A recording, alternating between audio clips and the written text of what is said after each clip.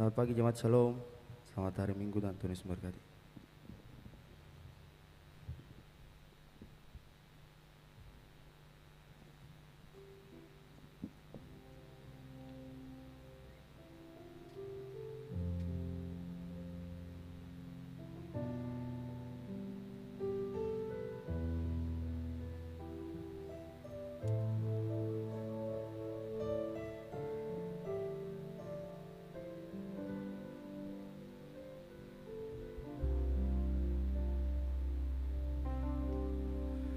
Tiada nama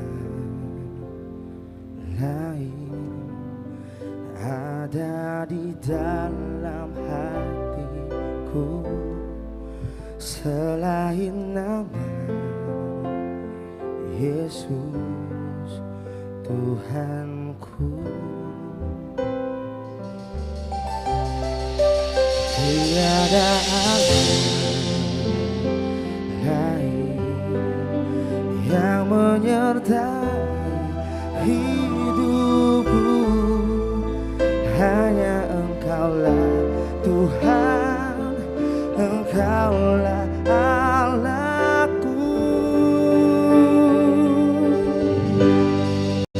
Ku beri diriku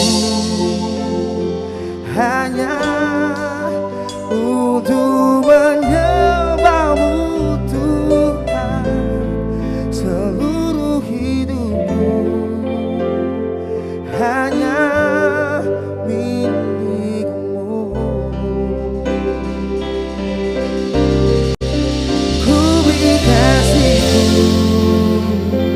hanya kepadamu Yesus Tuhan, seumur hidupku hanya Kau Tuhanku. Tiada nama lain ada di dalam hatiku selain nama Yesus Tuhanku. Tiada Allah lain yang menyertai hidupku, hanya Engkaulah Tuhan, Engkaulah Allahku. Ku beri diriku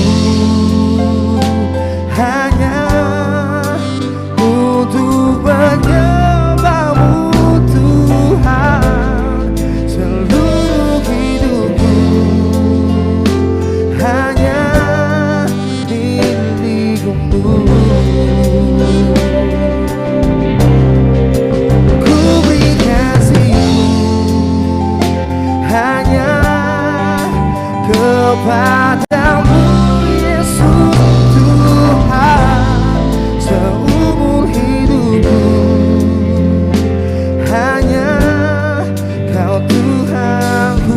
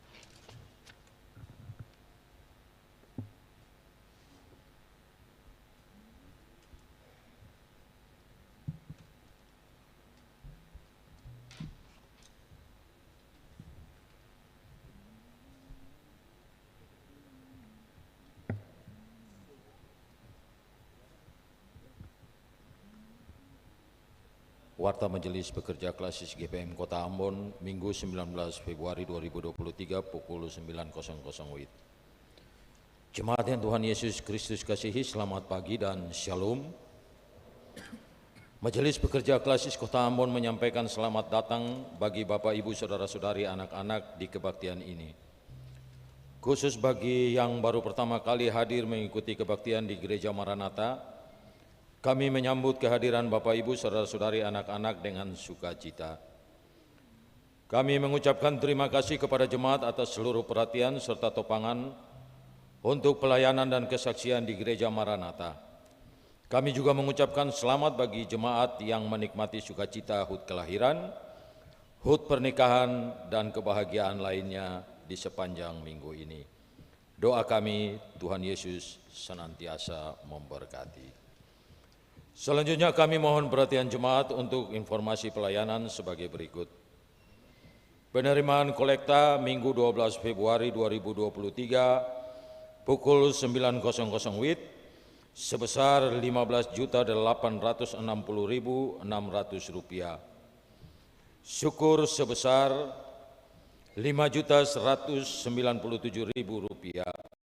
Persepuluhan sebesar Rp4.450.000 dan sarana fisik sebesar Rp1.137.000. Penerimaan kolekta Minggu 12 Februari 2023 pukul 18.00 WIB sebesar Rp6.783.000. Syukur sebesar Rp330.000. Persepuluhan sebesar Rp700.000 dan sarana fisik sebesar Rp385.000. Kebaktian Minggu 19 Februari 2023 saat ini dilayani oleh Pendeta Bapak Sony Hetaria. Majelis Jemaat yang bertugas adalah Majelis Jemaat GPM Irene dan Majelis Jemaat GPM Betabara. Pembacaan Alkitab dari Matius 17 ayat 1 hingga ayatnya yang ke-13. Tata kebaktian yang dipergunakan adalah tata kebaktian minggu pertama Sengsara Kristus. Yang mengisi pujian dalam kebaktian ini Ani Gapernasi, Angel Urlolo, duet Ibu Yohan Mawardi dan Natania Noya. Lagu prosesi masuk para pelayan Kidung Jemaat nomor 454 ayat 1 dan 2, lagu untuk jabat tangan Kidung Jemaat nomor 346. Diberitahukan kepada jemaat setelah kebaktian akan dilakukan jabat tangan dengan para pelayan di pintu keluar. Karena itu mohon jemaat menunggu para pelayan mengambil posisi di pintu keluar, baru jemaat menyusul. Demikian warta Majelis Pekerja Klasis Kota Ambon. Atas perhatian kami ucapkan terima kasih. Selamat memaknai persekutuan dengan Tuhan dan sesama di kebaktian Sengsara Kristus yang pertama ini. Shalom. Ambon, 19 Februari 2023, Majelis Pekerja Klasis Kota Ambon, Pendeta NJ Ratu Malaysia STH Ketua, Pendeta M. Takaria MSI Sekretaris.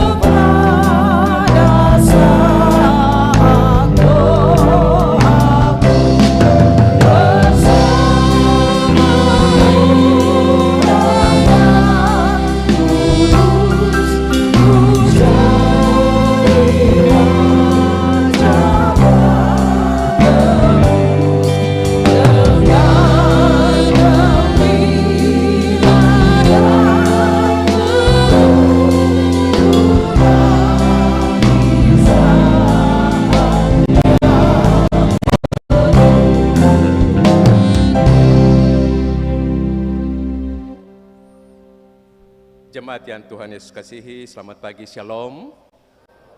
Mari kita lakukan kebaktian kita di saat ini. Hanya Allah gunung batu tempat perlindungan kita di kehidupan ini.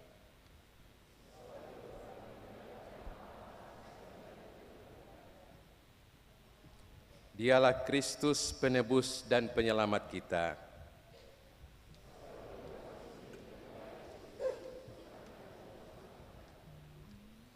Oleh kuasa Roh Kudus, kita dituntun untuk bersekutu, bersaksi, dan melayani.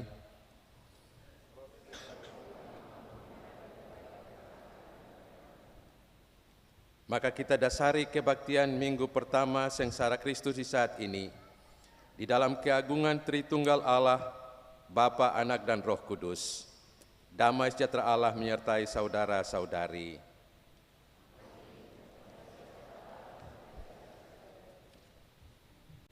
Jemaat silakan duduk.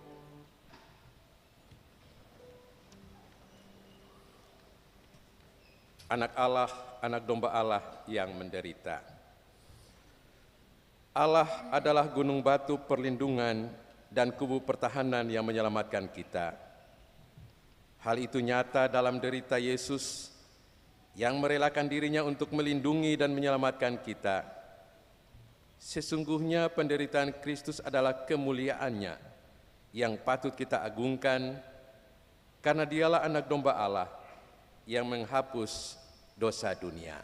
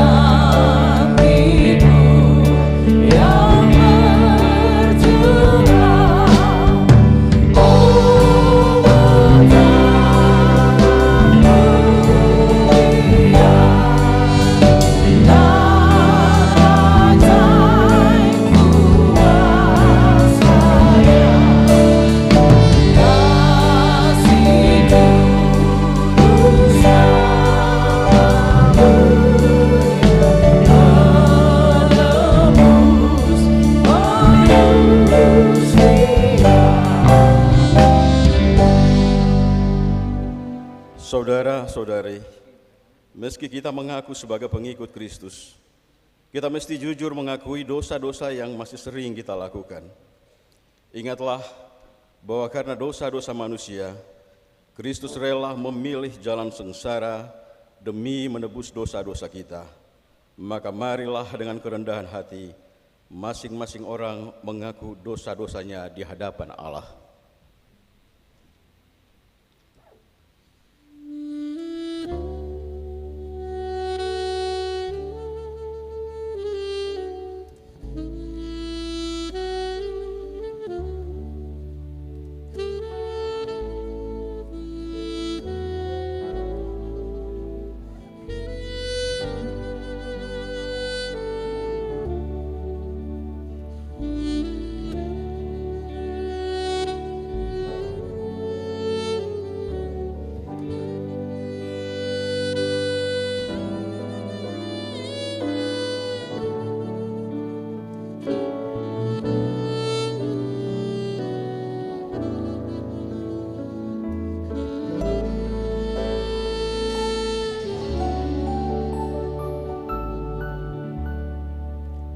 Ya Tuhan Allah kami, kasihanilah kami menurut kasih setia-Mu. Hapuskanlah pelanggaran kami menurut rahmat-Mu yang besar. Bersihkanlah kami dari seluruh kesalahan kami, dan tahirkanlah kami dari dosa-dosa kami.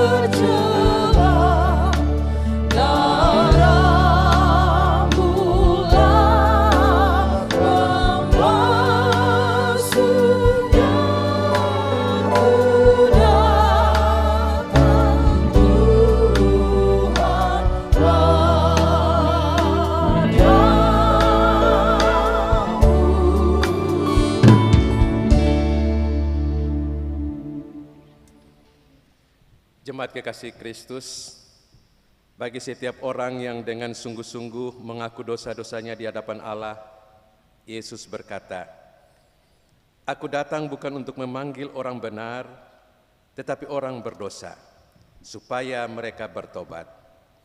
Demikian juga akan ada sukacita di sorga, karena satu orang berdosa yang bertobat, lebih daripada sukacita karena 99 orang benar yang tidak memerlukan pertobatan.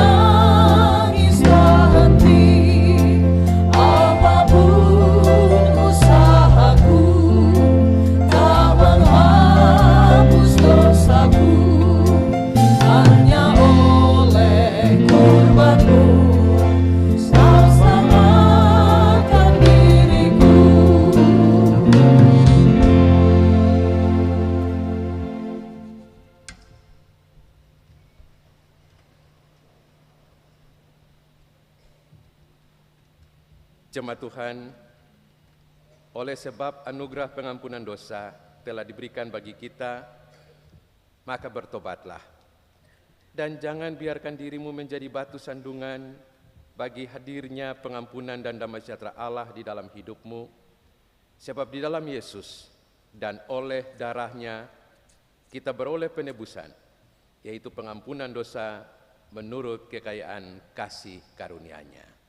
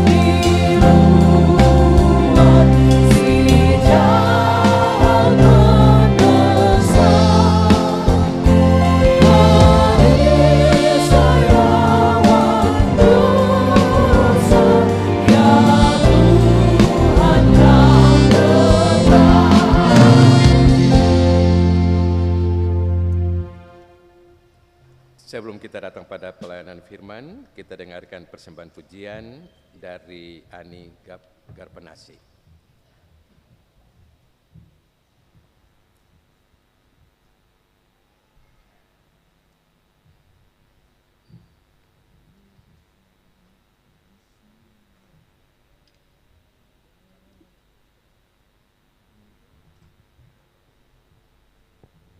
Shalom Mas Saudara semua.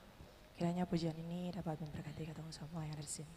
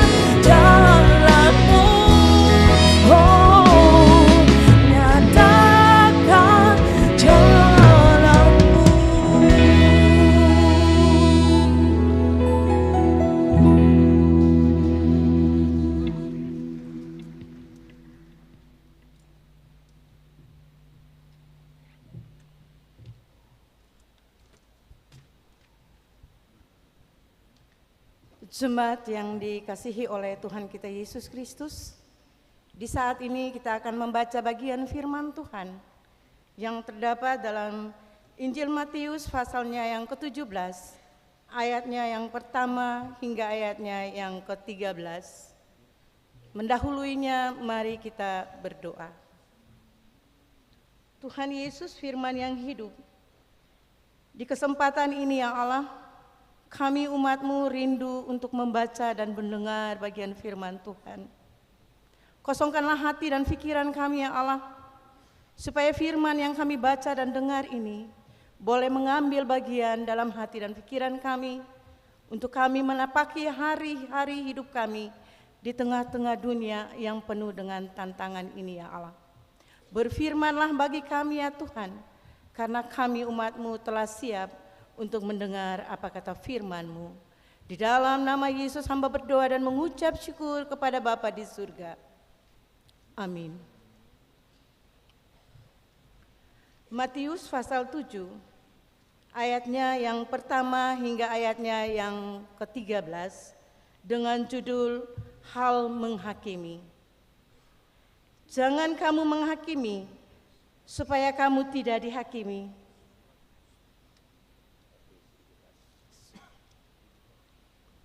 Mohon maaf.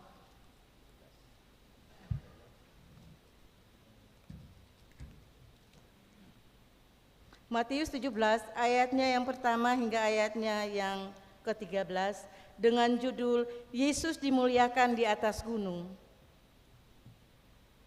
6 hari kemudian, Yesus membawa Petrus, Yakobus, dan Yohanes saudaranya, dan bersama-sama dengan mereka ia naik ke sebuah gunung yang tinggi. Di situ mereka sendiri saja. Lalu Yesus berubah rupa di depan mata mereka. Wajahnya bercahaya seperti matahari, dan pakaiannya menjadi putih bersinar seperti terang. Maka nampak kepada mereka Musa dan Elia sedang berbicara dengan dia. Kata Petrus kepada Yesus, "Tuhan, betapa bahagianya kami berada di tempat ini. Jika Engkau mau, biarlah kudirikan di sini 3 kemah, 1 untuk Engkau, 1 untuk Musa, dan 1 untuk Elia." Dan tiba-tiba sedang ia berkata-kata, turunlah awan yang terang menerangi mereka, dan dari dalam awan itu terdengar suara yang berkata, "Inilah anak yang kukasihi, kepadanya lah aku berkenan. Dengarkanlah dia." Mendengar itu tersungkurlah murid-muridnya dan mereka sangat ketakutan. Lalu Yesus datang kepada mereka dan menyentuh mereka sambil berkata, "Berdirilah, jangan takut." Dan ketika mereka mengangkat kepala mereka tidak melihat seorang pun kecuali Yesus seorang diri. Pada waktu mereka turun dari gunung itu, Yesus berpesan kepada mereka, "Jangan kamu menceritakan penglihatan itu kepada seorang pun sebelum Anak Manusia dibangkitkan dari antara orang mati." Lalu murid-muridnya bertanya kepadanya, "Kalau demikian, mengapa ahli-ahli Taurat berkata bahwa Elia harus datang dahulu?"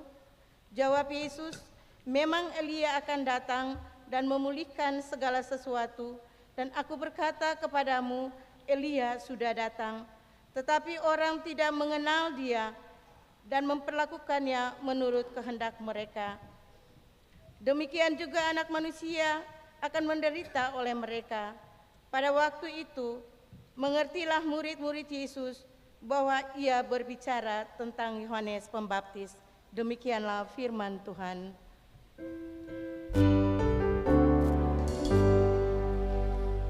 Hosiana, Hosiana, Hosiana.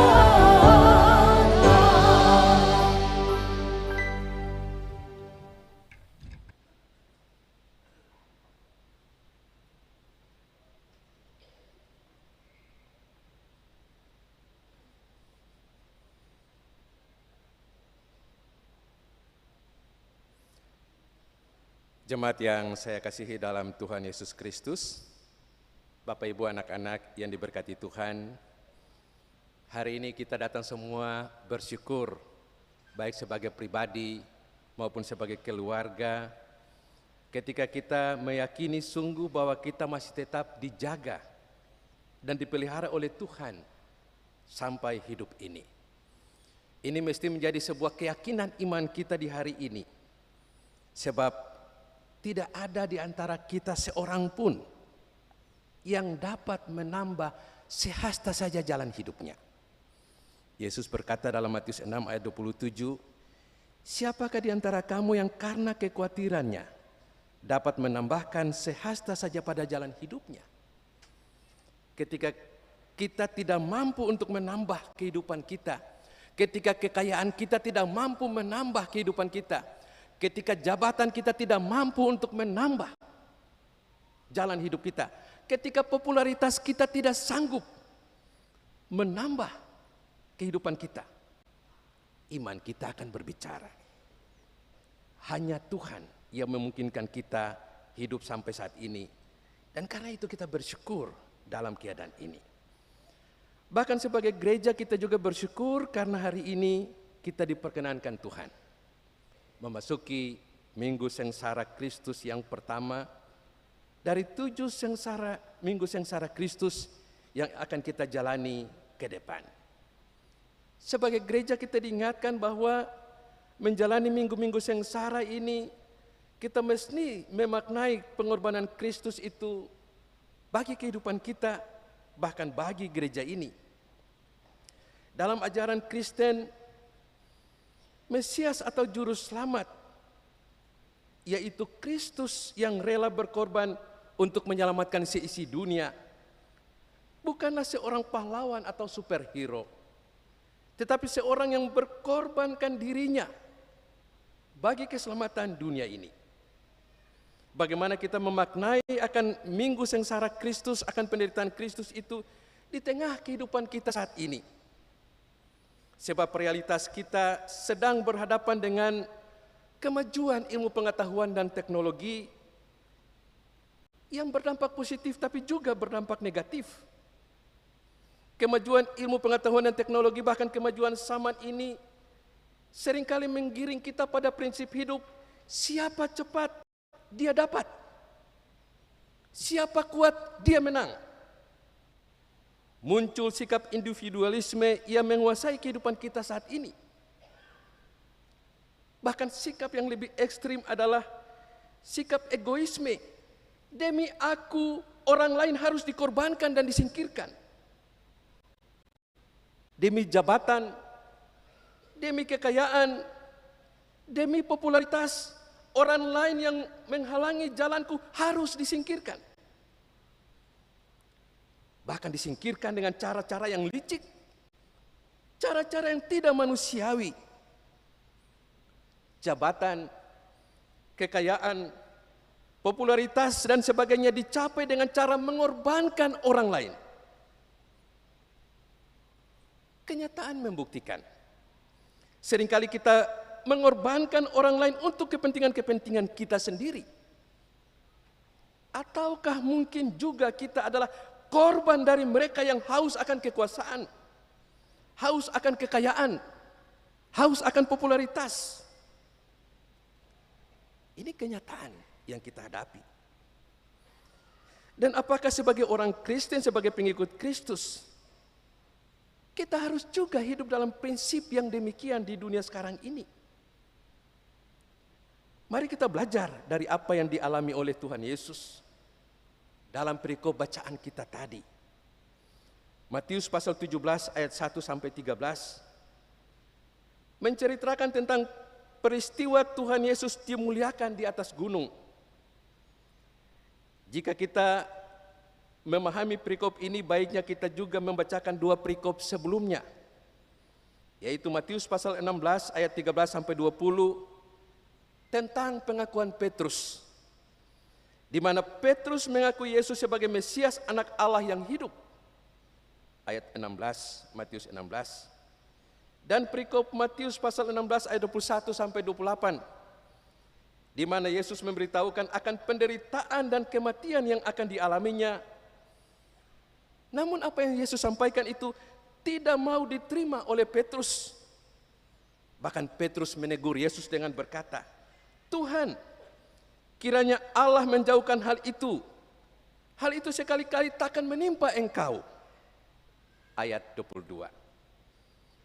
Hal ini memperlihatkan kesalahan pemahaman Petrus dan juga para muridnya saat itu terhadap Yesus sebagai Mesias. Mereka memahami Yesus sebagai Mesias dalam pengertian kuasa. Mesias yang berkuasa, yang akan memulihkan Israel seperti masa kejayaan Israel di bawah pemerintahan Raja Daud dulu. Itu pemahaman para murid termasuk Petrus.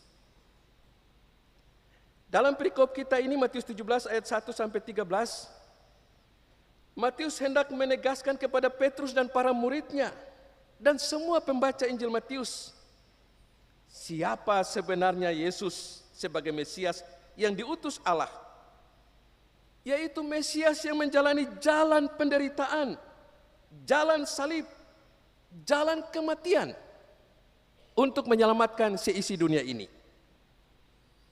Yesus sebagai Mesias bukanlah seperti yang dipahami oleh Petrus, para murid, ataupun orang Yahudi lainnya, yaitu Yesus sebagai seorang raja, seorang yang berkuasa yang akan mengalahkan bangsa-bangsa di bumi ini dan mendirikan kembali kerajaan Israel yang jaya.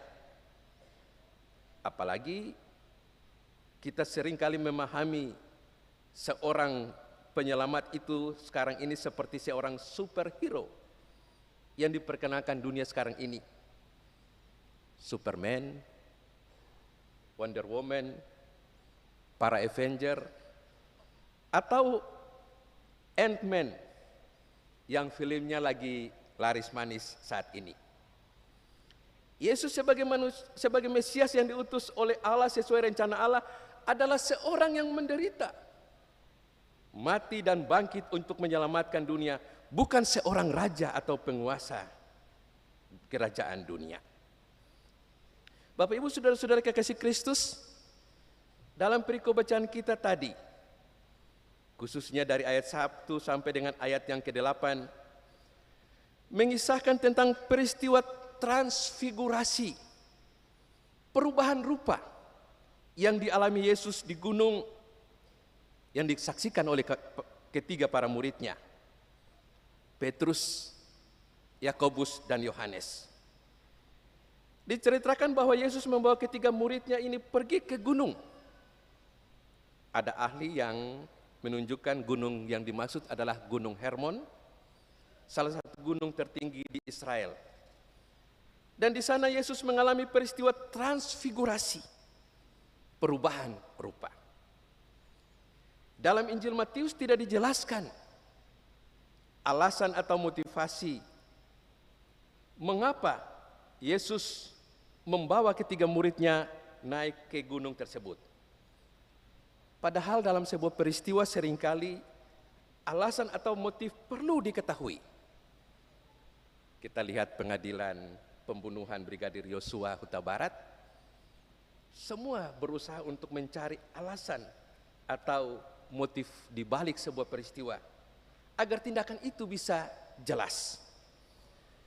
Memang dalam Injil Matius perikop kita tadi tidak dijelaskan alasan. Tapi kalau kita membaca perikop paralel dalam Lukas pasal 9 ayat 28 sampai 29, dijelaskan bahwa mereka naik ke gunung untuk berdoa. Dan sewaktu Yesus berdoa itulah ia mengalami transfigurasi. Wajahnya bercahaya seperti matahari dan pakaian menjadi putih, bersinar seperti terang. Yesus mengalami transfigurasi dari tubuh fisik menjadi tubuh kemuliaan, tubuh yang bercahaya dan bersinar.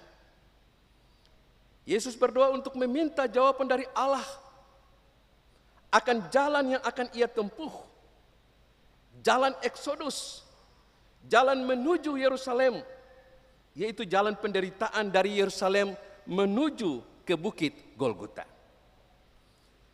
Bapak Ibu saudara-saudara yang saya kasihi, menghadapi realitas dunia saat ini.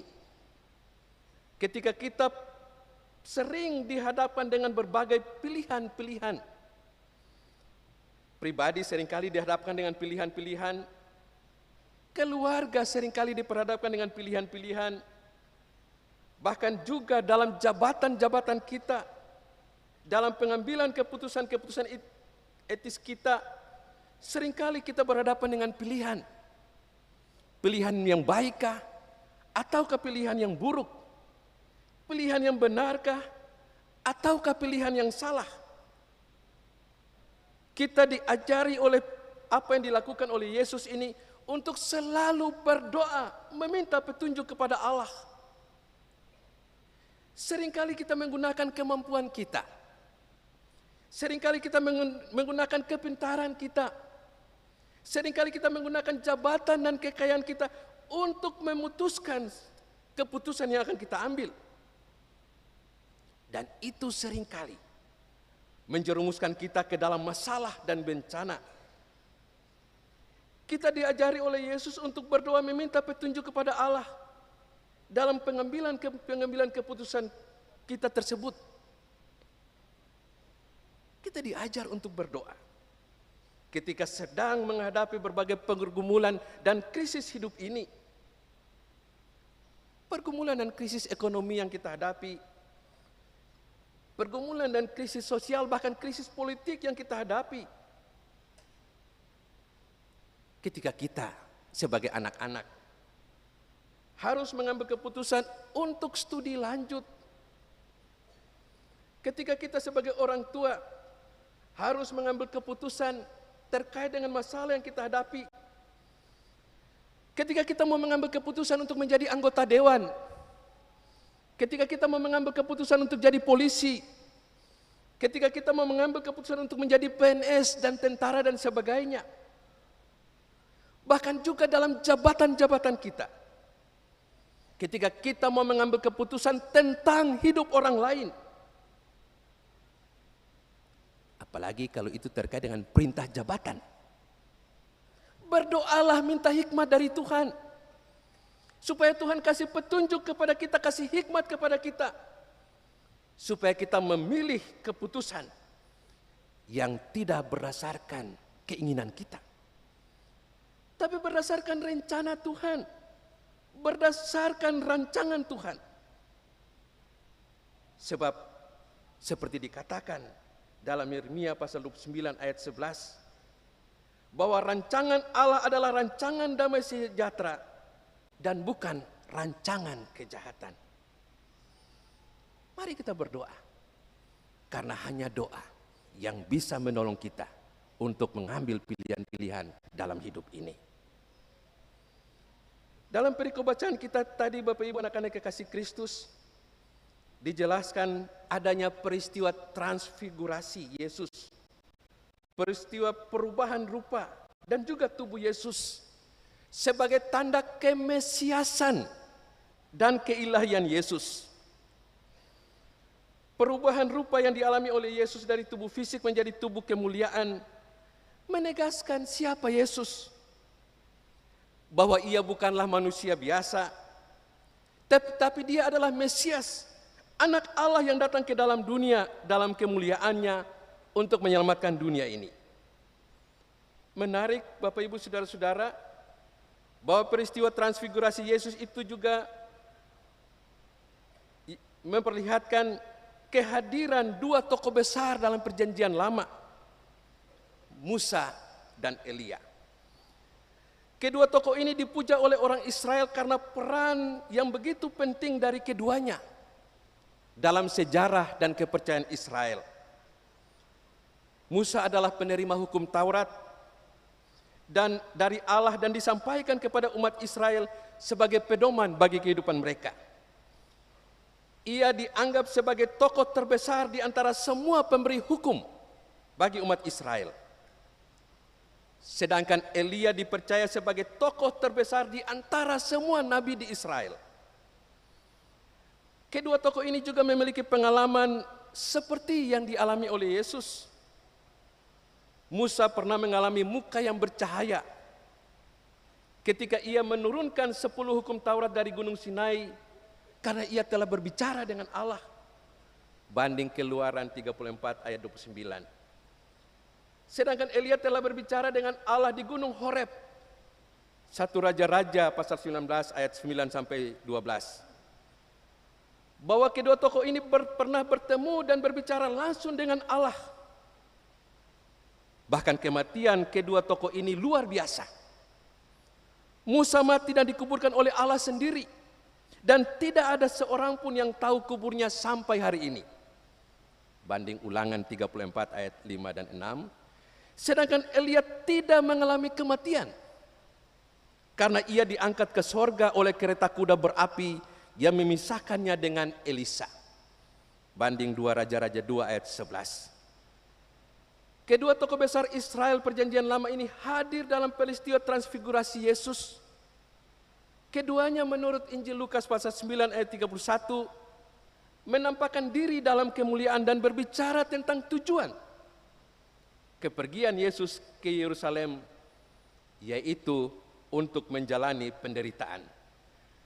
Mereka sepertinya merestui dan mendukung perjalanan atau eksodus yang dialami Yesus yang penuh penderitaan menuju kematian itu. Perjalanan eksodus yang akan dialami Yesus ketika ia menuju ke Yerusalem adalah perjalanan penderitaan, sama seperti perjalanan eksodus Israel keluar dari tanah Mesir menuju tanah Kanaan. Bapak Ibu kekasih Kristus, peristiwa transfigurasi Yesus itu pun digenapkan dengan kehadiran awan di gunung tersebut yang menutup mereka. Dan suara yang berkata, "Inilah anak yang kukasihi, kepadanya lah aku berkenan, dengarkanlah dia." Ayat 5. Suara ini adalah suara Allah yang pernah terdengar ketika Yesus dibaptis oleh Yohanes Pembaptis dalam Matius pasal 3 ayat 17. Ketiga peristiwa ini yaitu transfigurasi Yesus, kehadiran Musa dan Elia, dan suara yang terdengar dari dalam awan menegaskan status Yesus sebagai Mesias, anak Allah yang diutus Allah untuk menjalani penderitaan, jalan salib, jalan pengorbanan yang menyelamatkan seisi dunia sesuai rencana dan kehendak Allah bagi kita semua.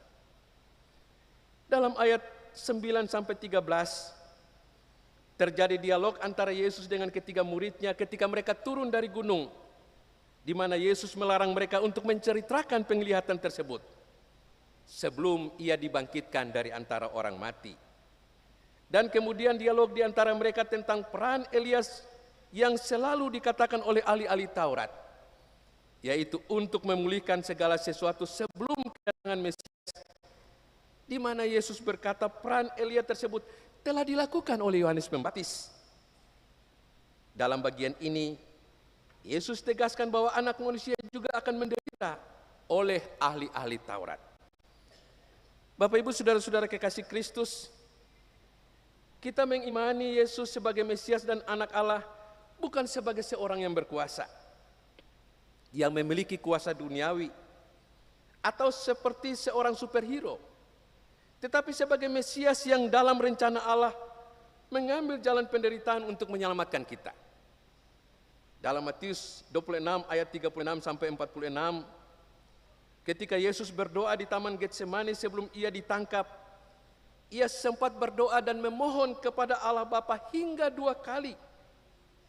Kiranya kalau boleh, cawan penderitaan itu dilalui daripadanya.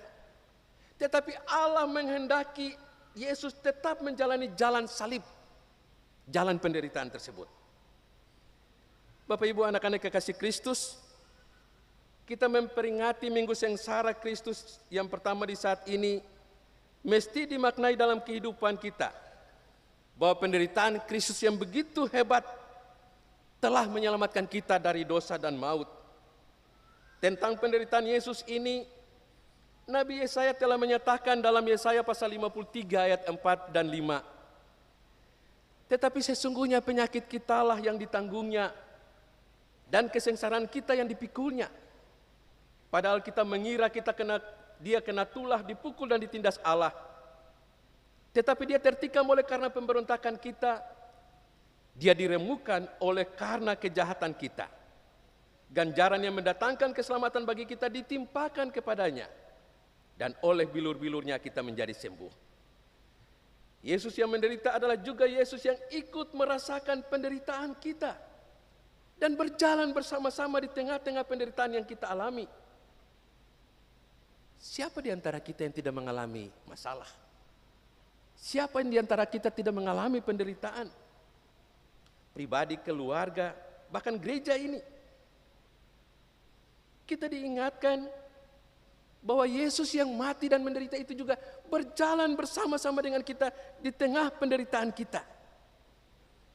Bahkan ketika ia berkata kepada ketiga muridnya dalam ayat yang ke-7, pembacaan kita tadi, berdirilah, jangan takut. Itu menjadi sebuah kekuatan yang juga Yesus sampaikan kepada kita. Kita dikuatkan oleh Yesus yang telah menderita untuk tidak takut dan kuat menghadapi penderitaan-penderitaan kita masing-masing. Kita yang menderita karena persoalan-persoalan pribadi, keluarga, masalah ekonomi, masalah sosial, bahkan masalah politik, bahkan juga di tempat-tempat kerja kita. Kita diminta oleh Yesus, berdirilah dan jangan takut, sebab Dia berjalan bersama-sama dengan kita di tengah penderitaan kita itu. Tema minggu kita, Yesus Gunung Batu Keselamatan, menguatkan kita bahwa Yesus menjadi kekuatan kita, menjadi gunung batu keselamatan kita di tengah-tengah masalah yang kita hadapi. Jangan takut, berdirilah terus, berjalanlah bersama Yesus. Pada sisi lain kita juga diajari untuk tidak membuat orang lain menderita dalam hidup ini. Realitas kita seringkali orang lain bisa dikorbankan karena kepentingan-kepentingan kita, karena ambisi kita, karena nafsu kita untuk berkuasa, untuk menjadi kaya, untuk menjadi populer. Sebagai orang Kristen, kita diingatkan agar jangan membuat orang lain menderita dengan kuasa yang kita miliki, dengan jabatan yang kita miliki, dengan kekayaan yang kita miliki, dengan popularitas yang kita miliki. Semuanya itu adalah anugerah Tuhan bagi kita, yang harus kita gunakan untuk melayani sesama sekaligus melayani Tuhan. Bukan untuk membuat orang lain menderita atau menghancurkan orang lain. Karena anugerah Tuhan bagi kita itu, entah itu kekayaan, entah itu jabatan, entah itu popularitas, entah itu kepintaran, jika salah digunakan, dan kalau membuat orang lain menderita, apalagi mengorbankan orang lain, maka Tuhan akan mengambilnya. Pelajaran dari kasus Irjen Sambo menjadi pelajaran yang berharga bagi kita semua. Jangan menyalahgunakan anugerah yang Tuhan berikan, karena kalau salah digunakan, Tuhan akan mengambilnya dari kita. Tuhan Yesus mengajarkan dalam Matius pasal 7 ayat 12, segala sesuatu yang kamu kehendaki supaya orang lain perbuat kepadamu, perbuatlah juga demikian kepada orang lain. Itulah isi seluruh hukum Taurat dan kitab para nabi.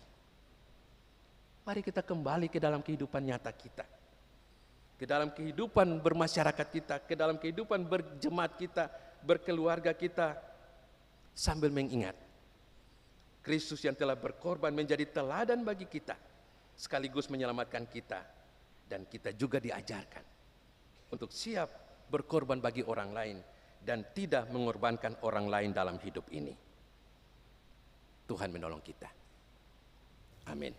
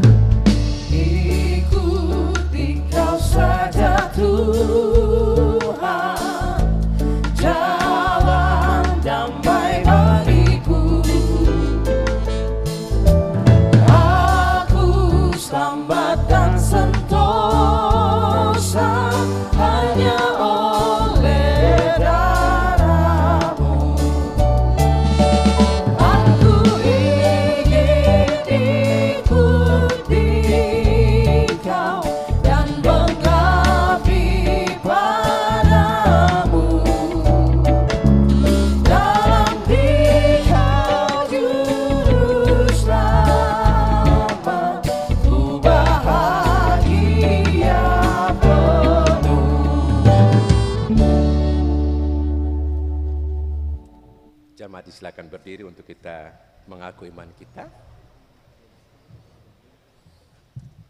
Bersama dengan semua umat percaya di segala abad dan tempat, kita mengikrarkan pengakuan iman rasuli secara bersama. Kita berkata demikian: Aku percaya kepada Allah, Bapa yang Maha Kuasa, Khalik langit dan bumi, dan kepada Yesus Kristus, Anaknya yang tunggal, Tuhan kita, yang dikandung daripada Roh Kudus, lahir dari anak darah Maria, yang menderita di bawah pemerintahan Pontius Pilatus, disalibkan, mati dan dikuburkan, turun ke dalam kerajaan maut, pada hari yang ketiga bangkit pula dari antara orang mati, naik ke sorga, duduk di sebelah kanan Allah, Bapa yang Maha Kuasa, dan datang dari sana untuk menghakimi orang yang hidup dan yang mati. Aku percaya kepada Roh Kudus, Gereja Kudus dan Am, persekutuan orang kudus, pengampunan dosa, kebangkitan daging, dan hidup yang kekal. Amin. Jemaat silakan duduk. Kita dengarkan persembahan pujian solo dari Angel Urlolo.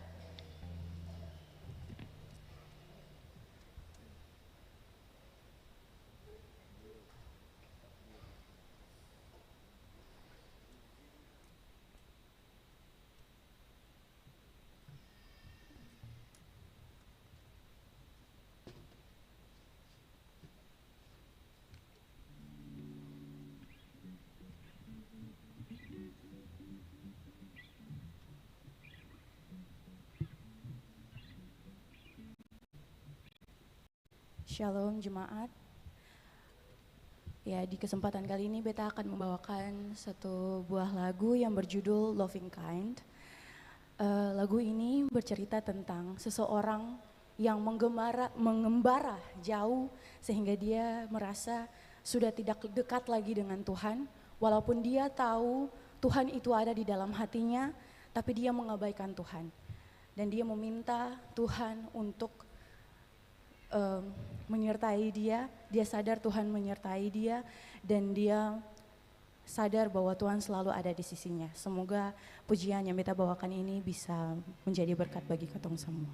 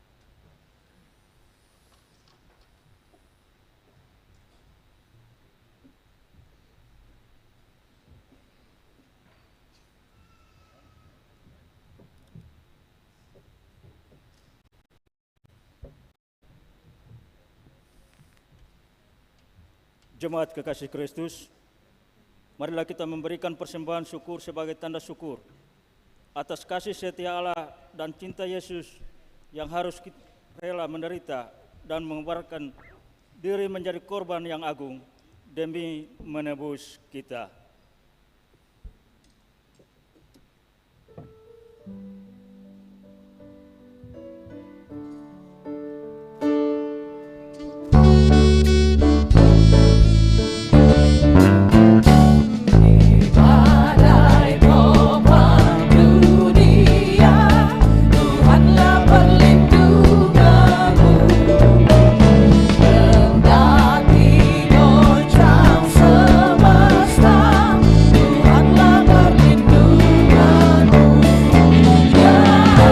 Yesus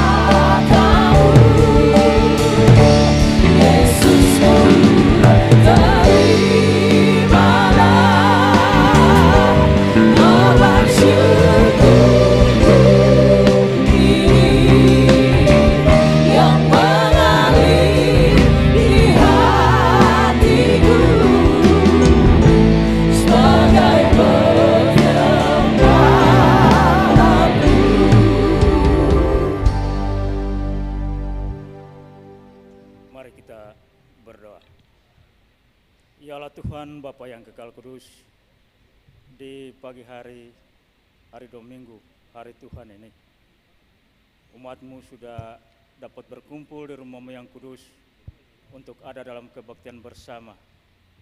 Dalam kebaktian yang kami bangun bersama ini ya Tuhan, umat-Mu sudah memberikan persembahan-persembahan syukur mereka, persembahan perpuluhan mereka, yang mereka bawa dari pribadi keluarga mereka. Roh Bapa yang mati ini menjadi karunia-karunia hidup untuk memperluaskan pekerjaan-Mu di dunia ini. Dan Tuhan dapat kembalikan itu menjadi berkat yang berlimpah-limpah bagi umat-Mu ini ya Tuhan. Dalam nama anak-Mu Yesus Kristus kami berdoa. Amin.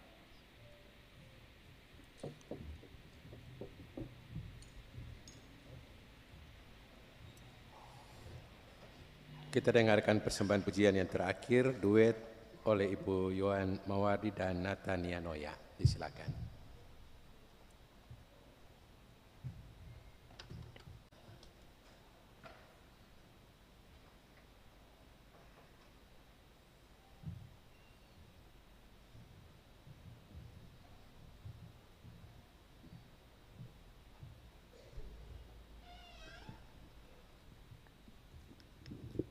Bapak Ibu Jemaat, Shalom. Ya, pagi ini kami akan mengkidungkan satu pujian dengan judul I Want to Know You, yang kurang lebih maknanya itu tentang semua yang aku miliki, semua yang aku punya, semua yang bisa kulakukan akan kuberikan jika itu adalah harga untuk semakin mengenalmu.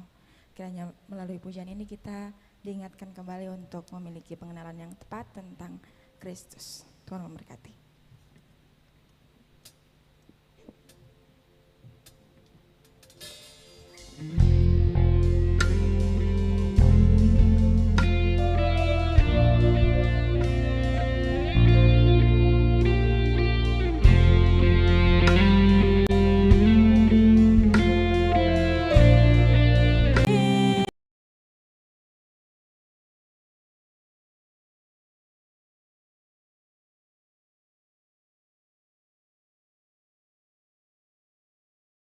You really bleed.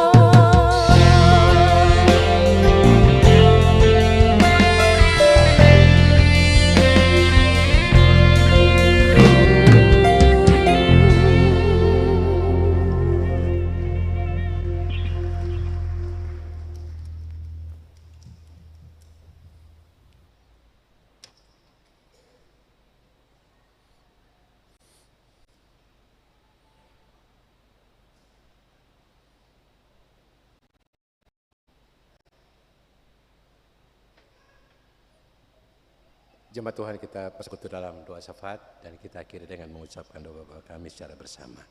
Kita berdoa. Kami datang di rumah-Mu yang kudus ini, bersujud dan bersyukur sebagai pribadi, keluarga maupun persekutuan jemaat ini. Karena hanya oleh kasih dan anugerah-Mu kami masih hidup sampai dengan saat ini. Dan juga dalam keyakinan kami bahwa Engkau yang telah menderita mati untuk keselamatan kami itu akan terus menyertai kami dalam hari-hari kehidupan yang akan kami jalani ke depan nanti. Dengan itu ya Tuhan, kami membawakan kehidupan kami, pengucapan-pengucapan syukur untuk semua kebaikan yang telah kami alami sepanjang hari-hari yang telah kami lewati. Tapi juga kami datang dengan membawakan gumulan-gumulan, masalah, beban, bahkan penderitaan yang kami alami.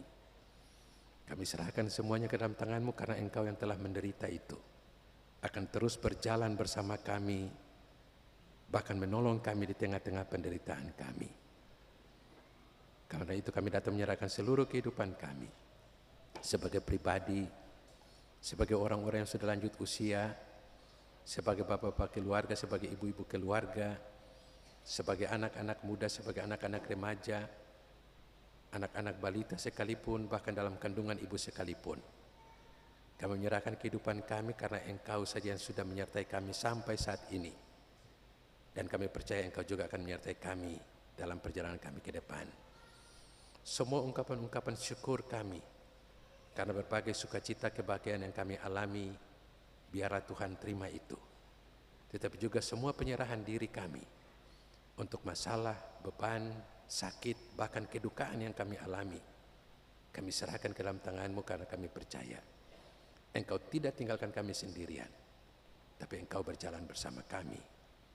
Kami mendoakan ya Tuhan untuk seluruh kehidupan yang akan kami jalani ke depan.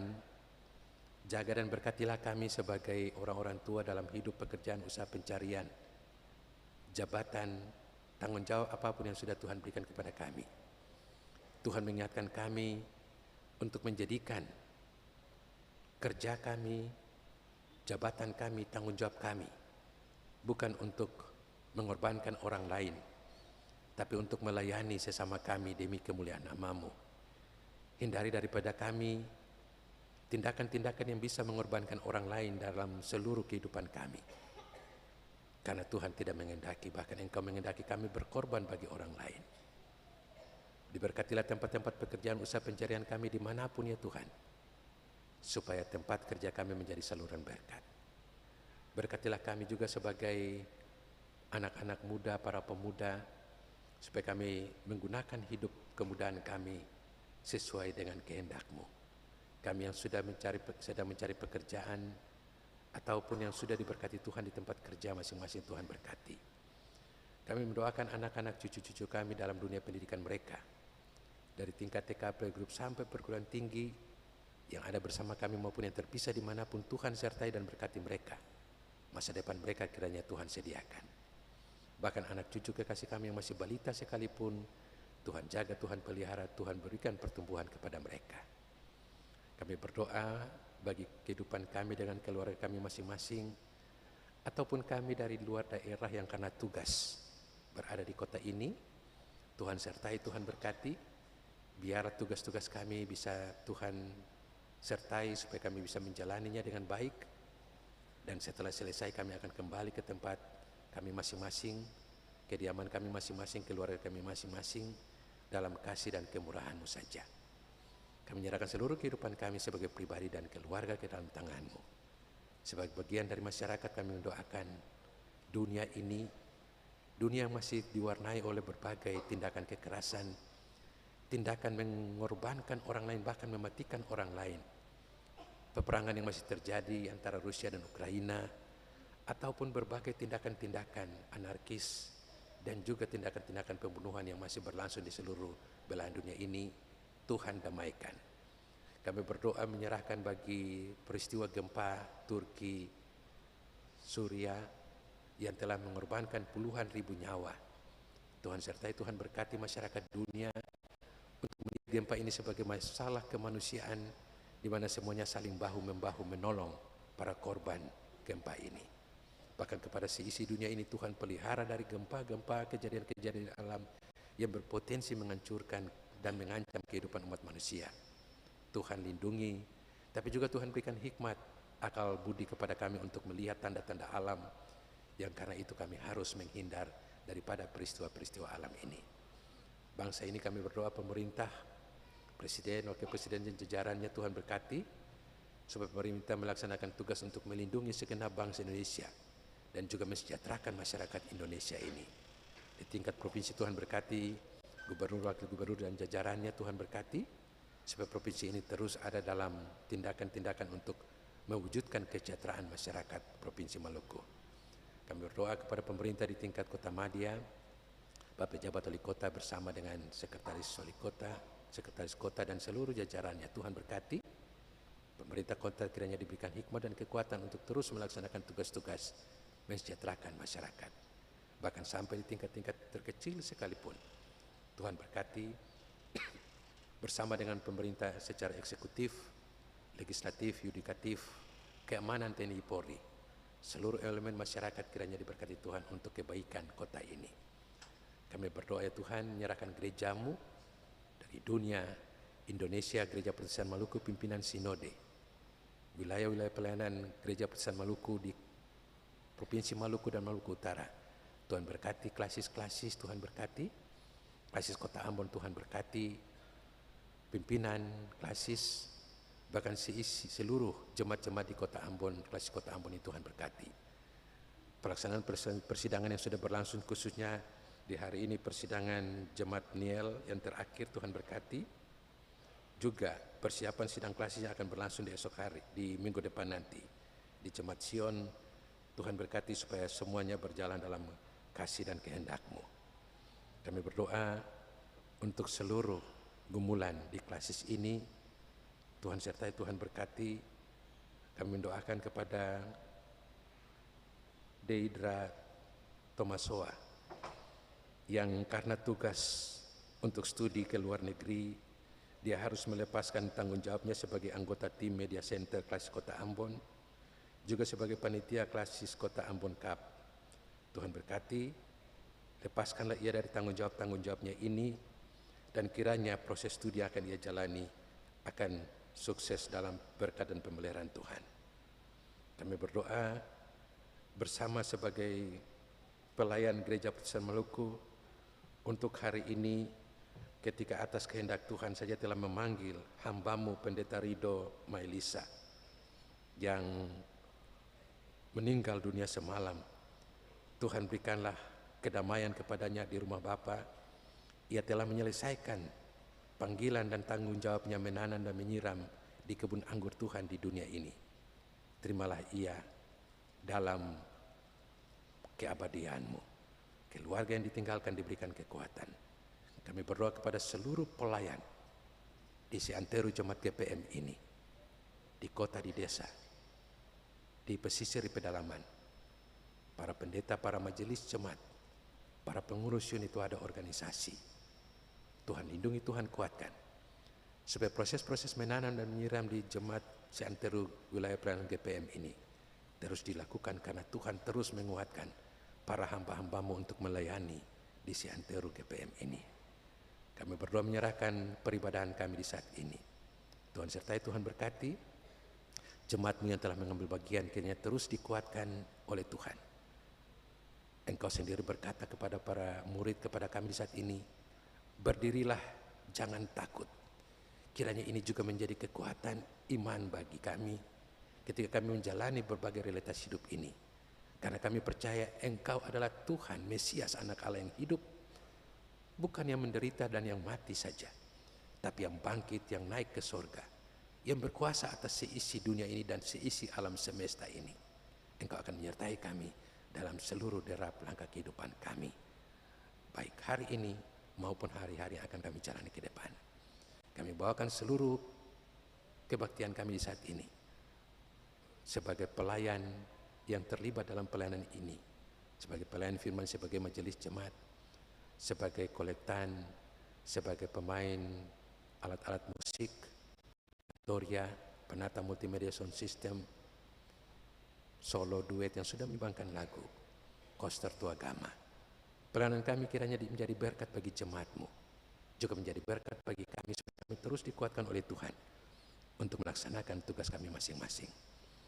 Kami pertaruhkan hidup kami di hari ini maupun di hari-hari yang akan kami masuki hanya dalam kasih dan pemeliharaan yang terus Tuhan nyatakan kepada kami dalam hidup ini. Syafaat kami di saat ini kami bawakan dengan doa-doa pribadi, doa-doa keluarga yang dinaikkan dari dalam hati batin kami masing-masing. Doa-doa pengucapan syukur, tapi juga doa-doa penyerahan diri untuk berbagai masalah kehidupan yang kami alami.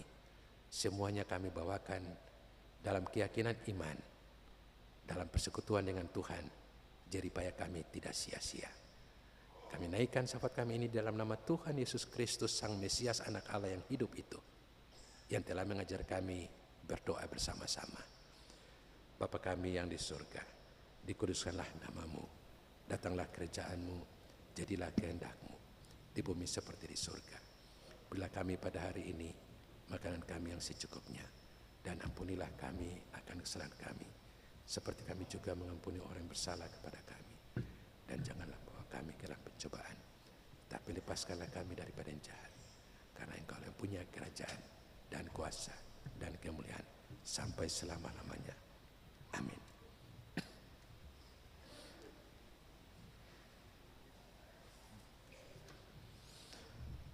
Jemaat Tuhan mempersiapkan kita akhiri pada ini, kita semua dipersilakan berdiri.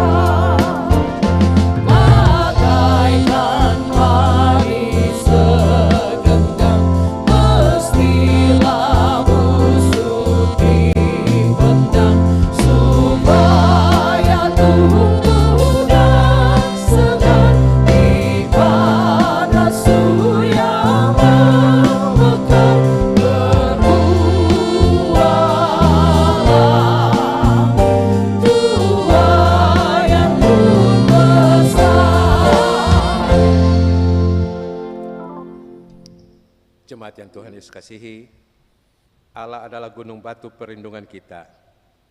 Kemuliaannya telah dinyatakan di dalam penderitaan Kristus, agar kita dapat menjadi batu-batu yang hidup untuk memuliakan namanya.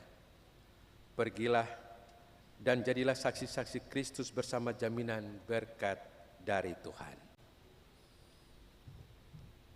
Tuhan memberkati kamu dan melindungi kamu. Tuhan menyinari kamu dengan wajah-Nya dan memberi kamu kasih karunia. Tuhan menghadapkan wajah-Nya kepadamu dan memberi kamu damai sejahtera. Amin, amin, amin.